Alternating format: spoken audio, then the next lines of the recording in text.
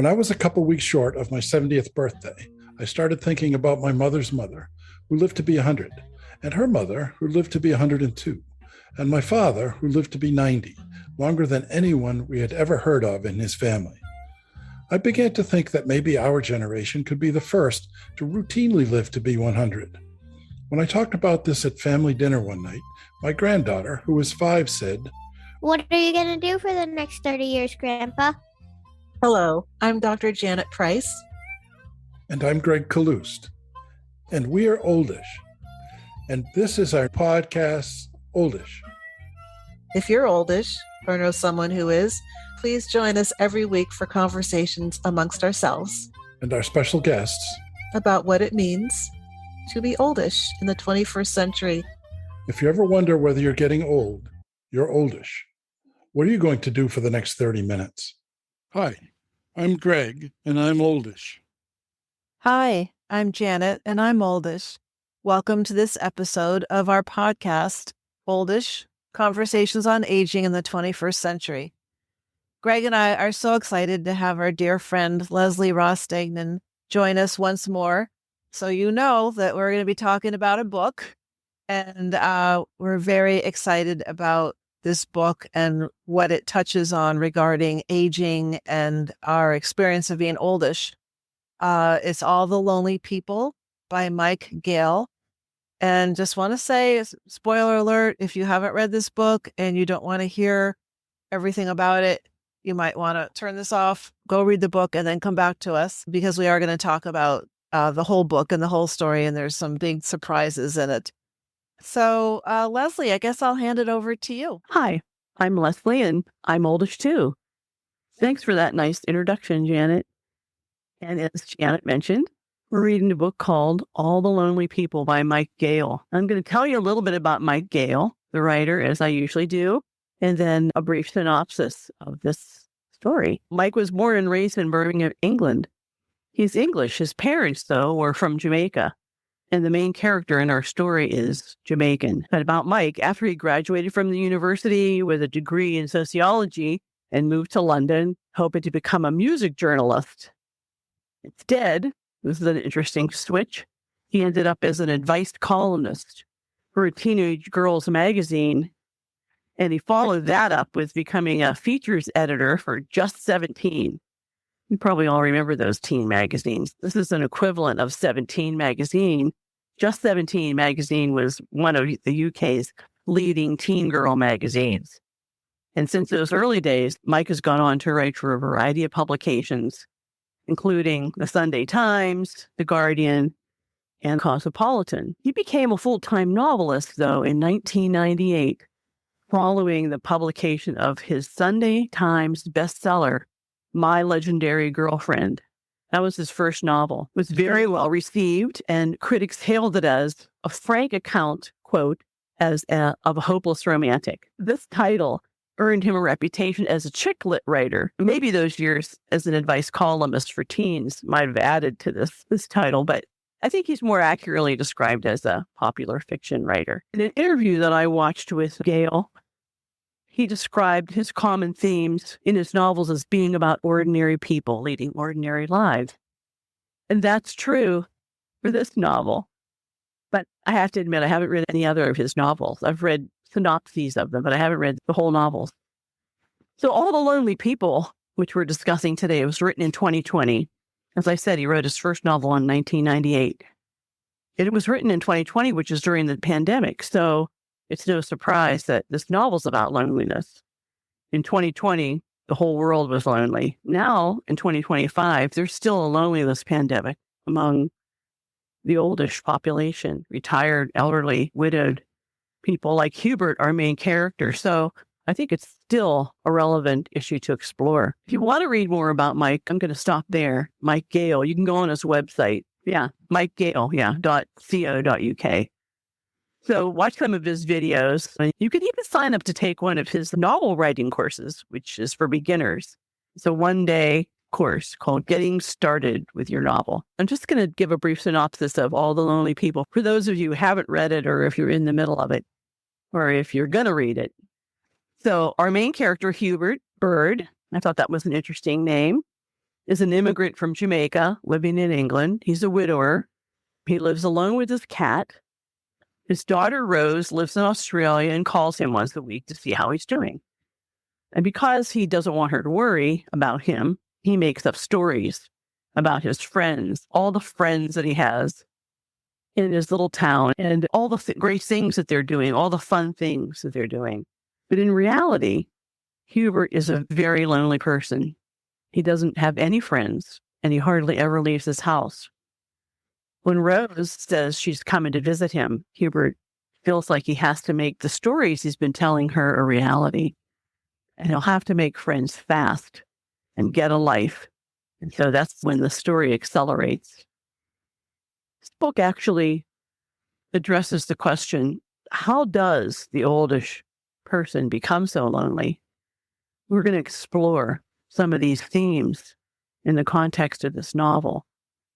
So if the theme is loneliness, there are several. And when Greg and Janet join in the discussion, I'm sure they'll add more, but I only chose 3 to start our discussion off. The first one I chose was children grow up and leave. And this happened to Hubert. His daughter Rose grew up and his son David. Rose married. She was divorced. She moved to Australia to teach at university. David left home. He was in and out of rehab. And Hubert eventually lost touch with him after several attempts and lots of money to try to help him. David just sort of disappeared. The very sad part of the story. Even when his wife was alive, it was difficult. So one of the things that you should know about this story, if you haven't read it, is that it has a now and a then. What's going on now in his life? And then what's the history of where he is at this moment? When did he come over from Jamaica? He got married. He had a family. So it goes back and forth between the present and the past. It's a very different kind of setup for a novel. The other point that I make around the reasons for loneliness and how a person becomes so lonely is that you lose your spouse or your partner, either divorce or they die. Hubert's wife, Joyce, had dementia, which also is a lonely thing when your partner has dementia. And she passed away.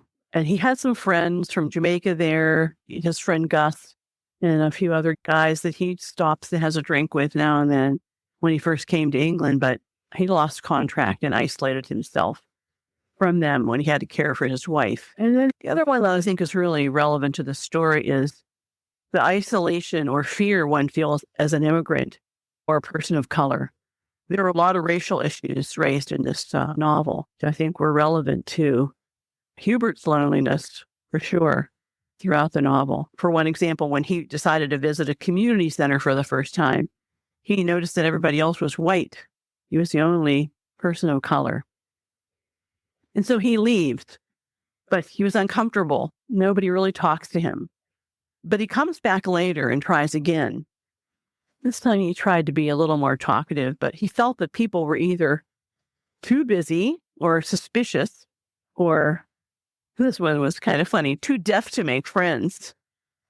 Not really ha-ha funny, but that's another big isolating factor when you're hard of hearing. It's hard to be in a group of people when you're hard of hearing. But it's not until Hubert meets his neighbor, Ashley, and her little girl, Layla, who's a toddler, that he begins to gain some confidence in making new friends. And as a result, Hubert begins to consider interactions with people around him.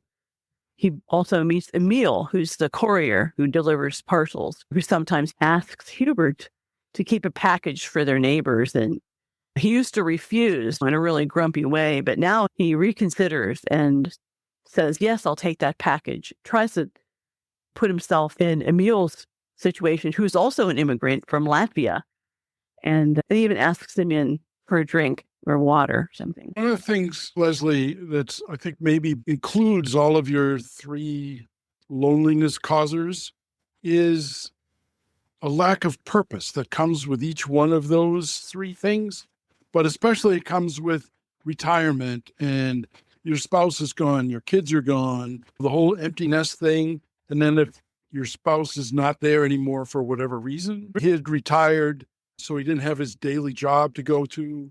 So there's a lack of purpose. And what came into his life when Ashley knocked on his door with her little girl was something for him to do, somebody for him to be. So it began to give him a sense of purpose again.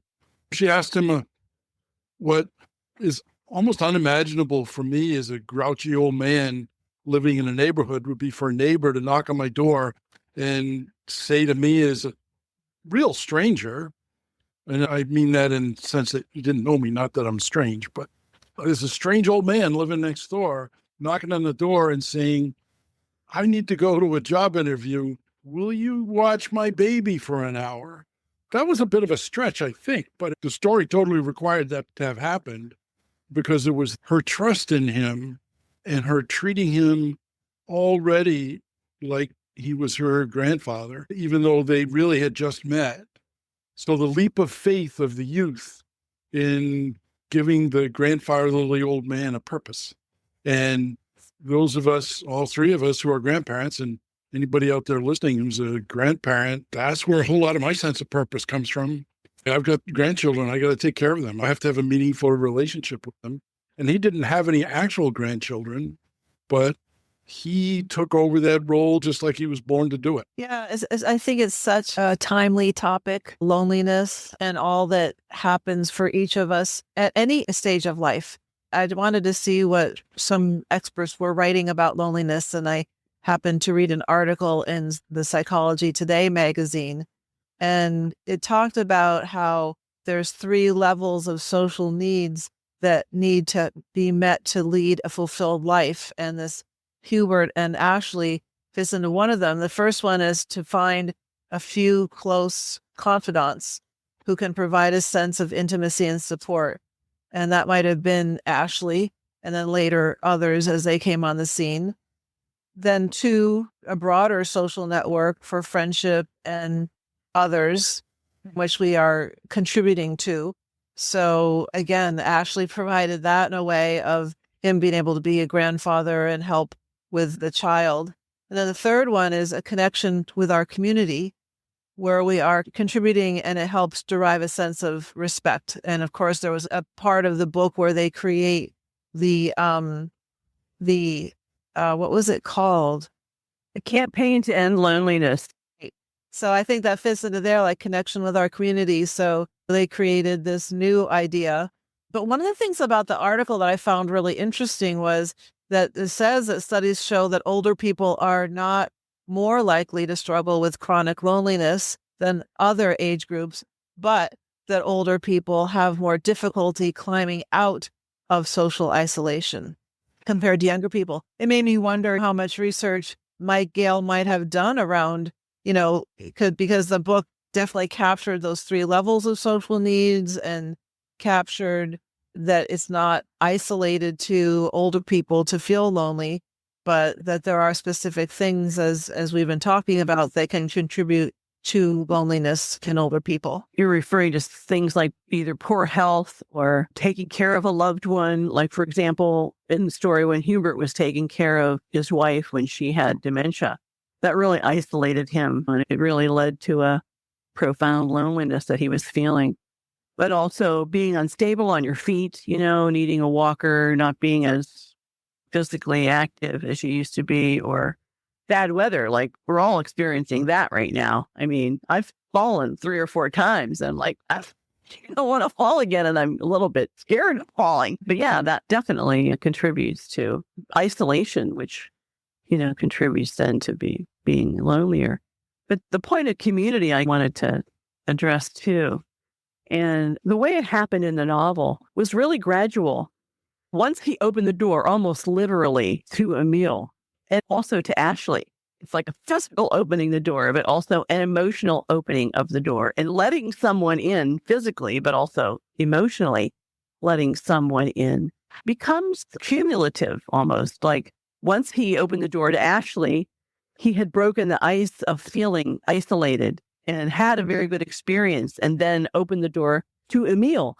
And then Emil invited him to a Latvian wedding. And then that led to him meeting more people. And then that's when he met Jan, who I think was serving drinks at this Latvian wedding. She was like the help. She was the only person around that was his age.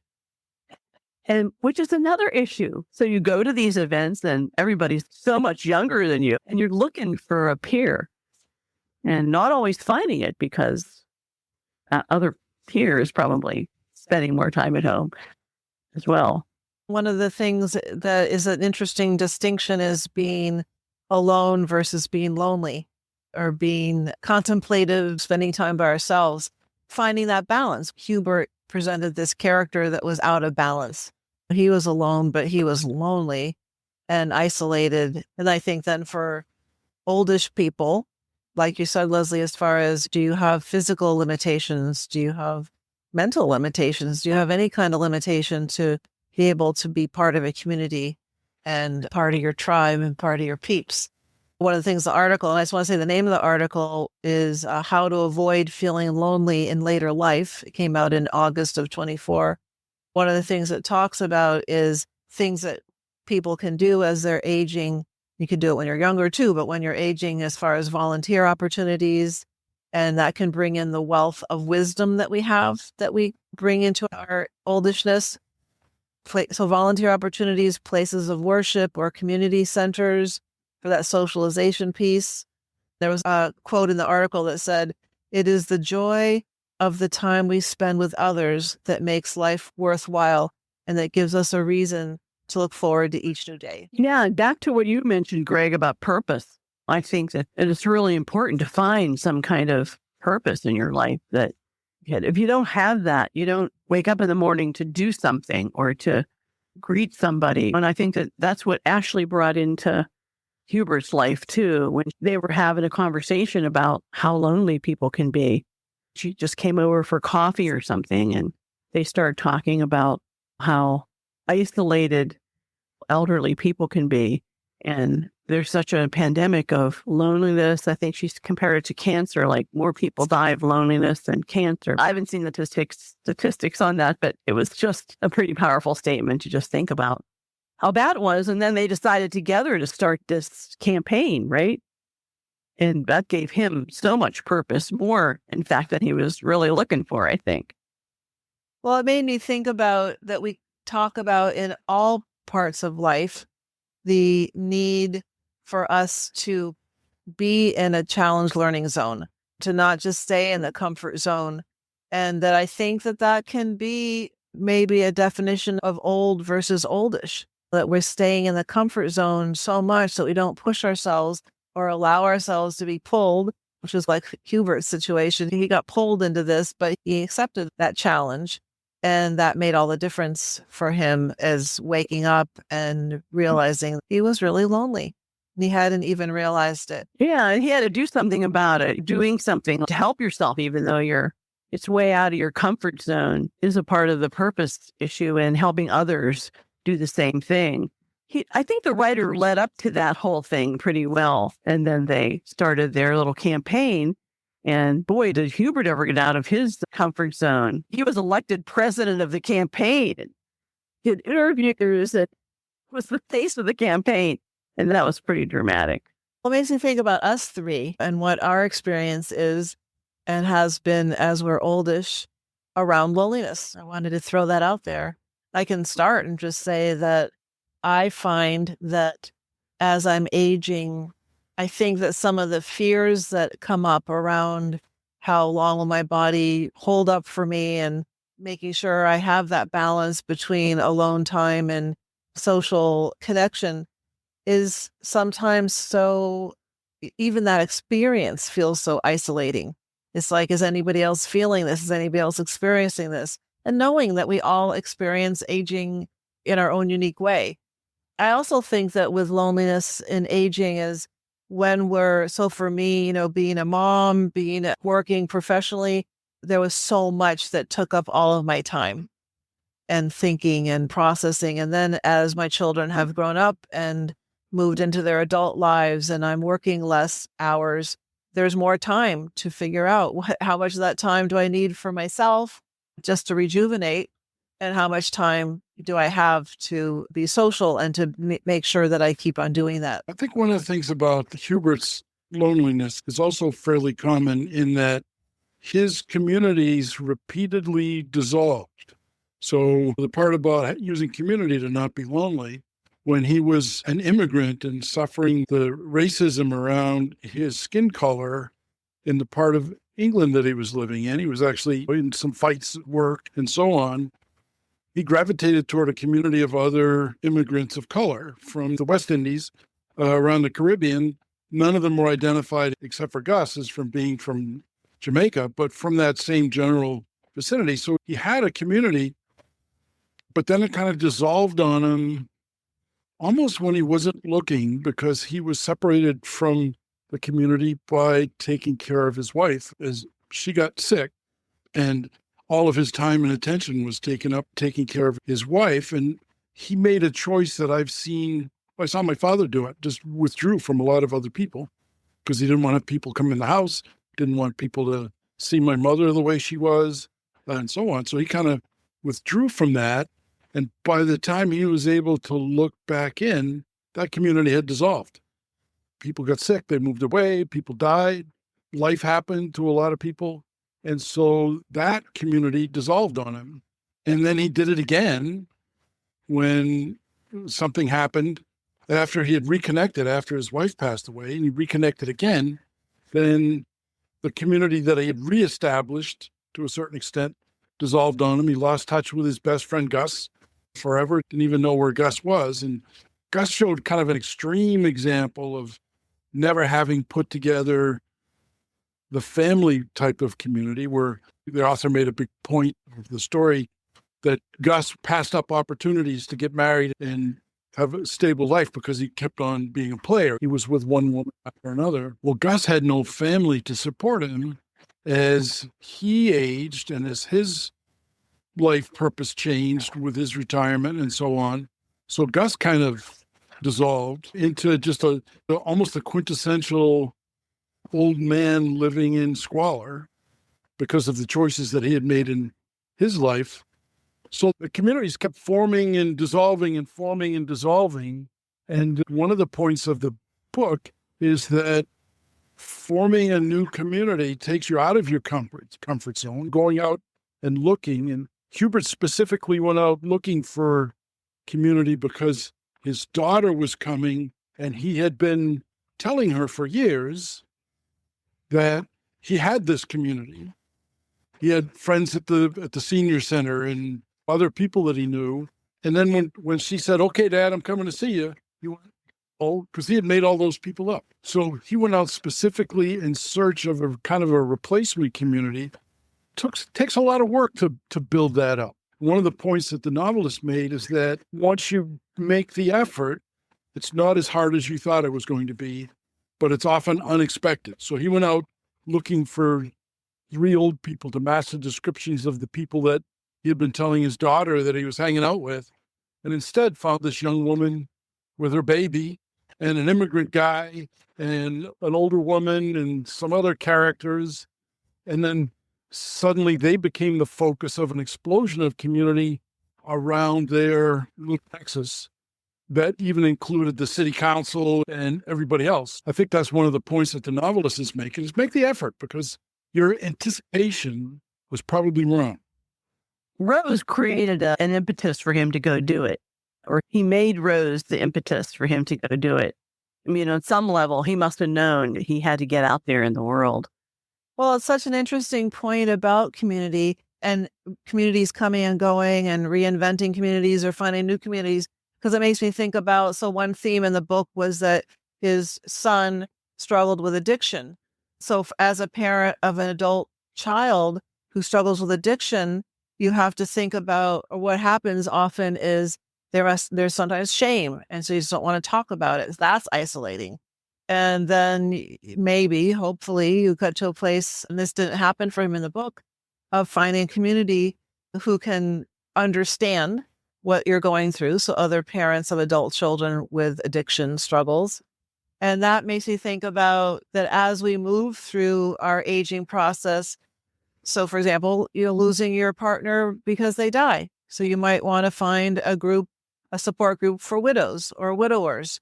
Or you might go through a divorce, or maybe a messy divorce, and then you might find a group of people that are working through their divorce. Or maybe you find out you have a disease or some kind of medical condition, and you find others that can be a community for you in that way. So it's an interesting thought that our communities do come and go and shift as we shift through our lives. And some that we choose and some that we don't choose. One of the things that rang true for me personally, as you asked earlier, Janet, when Hubert kind of got out of his comfort zone, when did something different, I think that's an important part of aging. And I think that kind of taps into, for me anyway, learning new things, which we haven't mentioned yet. But I just find that really learning something new is not isolating, because you're probably going to take a class or learn how to do something new that you never did before, which means you're going to meet people. For example, in the last 8 years, I learned how to play the ukulele. It's become a huge part of my community, my ukulele group. We perform sometimes, but mostly we just get together to sing and play and laugh together. And that is just so wonderful. That kind of camaraderie, and community, and getting out of my comfort zone and saying, I'm going to learn how to do this. I think it's important to remind ourselves that, for me anyway, personally, that is a way that I keep myself relevant and youthful. And that's also community, being part of a church community, or being part of a garden club, or being part of a political organization that you want to work with to make the world a better place and to create change, working with families and children. I mean, there's so many opportunities out there to give back and help others, which is another thing that keeps loneliness at bay. When you're helping someone else, that's such a fulfilling experience. You want to keep repeating it. If you have the opportunity to do it, you want to do it. Yeah. That was the thing that was interestingly part of the story, that each one of the characters on the committee for the campaign to end loneliness, they were all doing it ostensibly for those other people who are lonely. I want to take care of those other people who are lonely, even though they were the people who are lonely. But it gave them a purpose, and part of the purpose is other-directed. I'm going to get out of my head. I'm sitting here stewing. I'm going to get out of my head, and I'm going to do something that benefits other people. But I don't think very many people go into helping other people with that in mind. It's, I'm going to help you because that's the only way I'm going to be able to help me. I don't think that happens all that often. I do want to say one thing before we get away from the community part, is I think if this novel had been written 2 or 3 years later, one of the things that would have been part of the program for ending loneliness in their town would have been the town would have agreed to build some pickleball courts. I knew you were going to say that. One thing I did want to point out about this particular book is that it's written with an accent. Many of the characters, from our point of view, I think probably from anybody's point of view, many of the characters have an accent. The main character, Hubert, who's from Jamaica, has a Jamaican accent that's clear on the page. The people, Ashley is from Wales, and she has a Welsh accent that's less clear on the page, but it's there. It's visible. It's not too hard to imagine that all the English people in the book have some sort of what we would think of as an English accent. When I first was trying to find this book to read, I have a preference for reading books on a device. So I read ebooks almost exclusively. And I couldn't find this book in any of the online libraries that I use, but I was able to find an audiobook, and I wanted to participate in the experience of the book with you folks. It's the same thing that happened when we read Remnant Population, which was our first book, is I couldn't find a copy of it in the library, but I found an audiobook, and I was traveling, so I listened to a Remnant Population as I was driving across the Midwest. So in this particular book, for the first time ever, I actually liked the audiobook better than reading a book to myself because of all the accents. And the English actor, Ben Onwukwe, I think his name is, who did the reading, he did all the voices, male and female, with an accent. He gave Hubert a gravelly 80-something-year-old Jamaican man voice, and it was pitch perfect. He was right on with it. So I actually went back this morning when I was trying to finish the book. For some reason, there was a gap in a crucial scene, the pages were all blank. I finally had found an online book. I'd found an ebook to read, and there were 5 blank pages at a very crucial scene at the end of the book. And I'm not going to describe what it is, but that whole crucial scene, and I'm not kidding, this was crucial, was gone. And I said, now what? I didn't even know for sure. It looked like a chapter might have ended. Then there were 5 blank pages and then another chapter picked up. And it could have been that he just picked up after that scene, but it didn't seem right. So I went and I fired up the audiobook again and I scrolled through until I found that point. And I got reminded about what a good job this guy did reading that book. So if you're an audiobook consumer, this is a great story to listen to. The actor who does this work is really, really good at it. I feel like I know what Hubert sounded like.